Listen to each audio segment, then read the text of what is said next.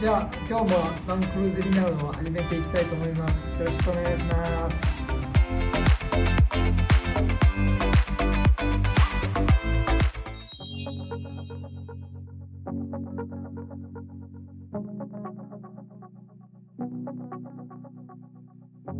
愛され方云々っていうのはやはり、い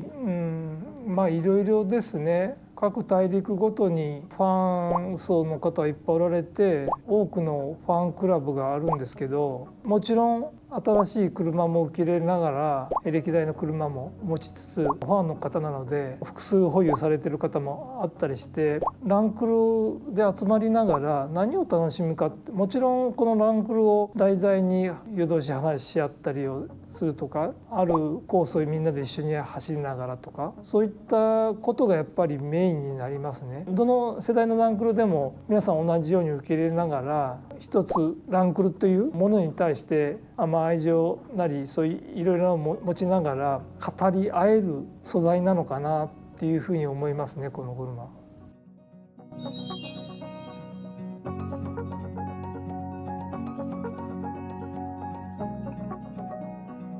エピソードっていうか、やっぱり僕がトヨタだからっていうこともあるんでしょうけど、行くと本当に温かみのあるもてなしですよね。決して豪勢にやってるわけじゃなくて温かい感じがしますね。すごいのは来た時に車にすぐ乗ってくれって言うんですね。やっぱりね、乗って一緒に走ろうよって言ってねどんなキロの人間か分かんないのにハンドル握れって言って連れて行かれたところって、なかなか厳しいねというようなところいっぱいありますね。それを一緒にワイワイと喋りながら走るのはランクルぐらいかなと思いますね。一緒に走りながらどっか泊まって少しお茶をしたりとか、簡単にもうアウトドアにみんな慣れた方なので、降りた瞬間もパーッと手順よくやられたりすると、やっぱり僕ら日本で住んでるとなかなかこの手際はできないなと思ったりしますね。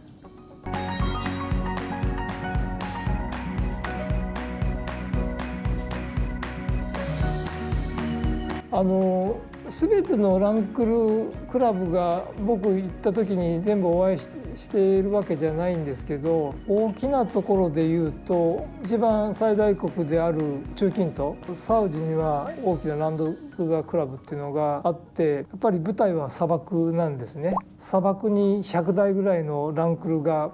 集まるんですけど、集まり方がすごいんですよ。道がないので GPS のナンバーだけが打ってあるんですね。そこをめがけて集まっていくんですよ。しかも夕方から夜にかけてなんですよね。道がないのでどこ向かってんのかなと思うと、2時間か3時間ぐらい砂漠走ってると看板がちょこっと出てきて、あれと思うとだんだん誘導線があって、そこ行くとテント絨毯ある 2,3 時間だともう星空になるんですね。でパッと周りを見るとランクが100台ぐらい止まってるんですよ。これは多分世界でもなかなかないですね。僕ね、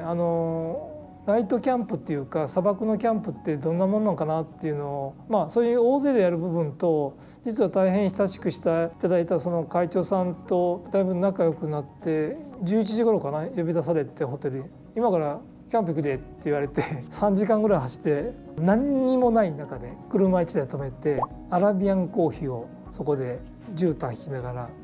入れてくれるんですね。音もないですよ、はっきり言って。で周りは本当にシーンとして星空が見えてる。その中で2時間ぐらい喋るんですよね、ランクについて。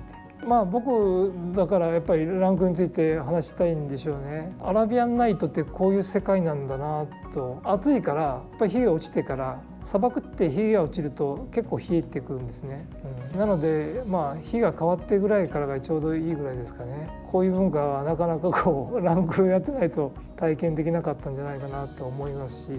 あとはオーストラリア、やっぱり大きな大国なので、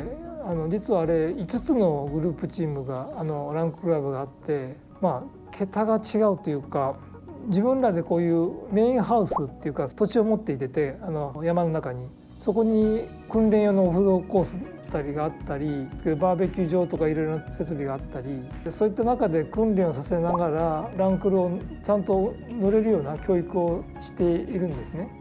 それがオーストラリアの中でも5か所ぐらいあって、5クラブがあるのかな。もう大きさにびっくりしましたね、はっきり言って、そういった塊の中でちゃんと正しくランクルが乗れる、特に大自然の中なので失敗すると誰もいないところでね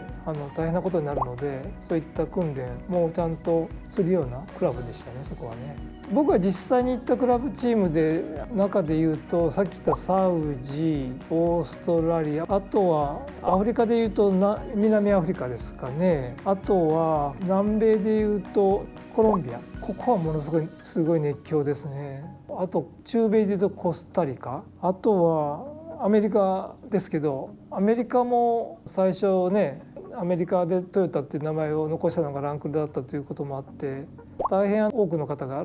古いランクルをまだまだ持っておられて、実は古いランクルって結構アメリカにいっぱいまだ集まってるんですね。いろいろな塊がありますね。であとは北でいうとロシアですかね。ロシアも2チームぐらいクラブチーム行きましたけど、彼らもなかなかもともと正規導入していない時代もあって、今もしていない車もやっぱり購入して乗るぐらい大変ランクル好きの方があって、特にロシアの場合は寒さとそういった森林の自然が大変あるので、すごいとこ走ってますよ。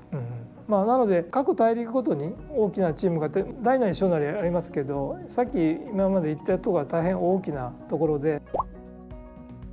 日本日本はねはい、当然ですね。はい。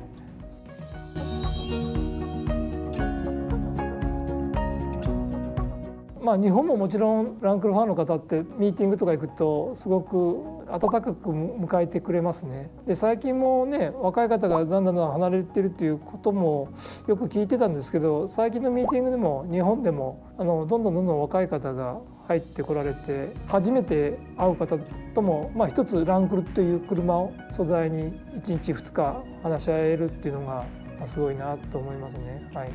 それとこういった例えば古い車乗られてる方はこれこう困ってるんだけどっていうことに対してベテランの方がこうすれば治るんだよとかね、ここ行きゃ直してくれるわとかね、そういったところもやはり会話の中では出てきますね。はい、本日のゼミナールもこれで終了です。今後ともよろしくお願いします。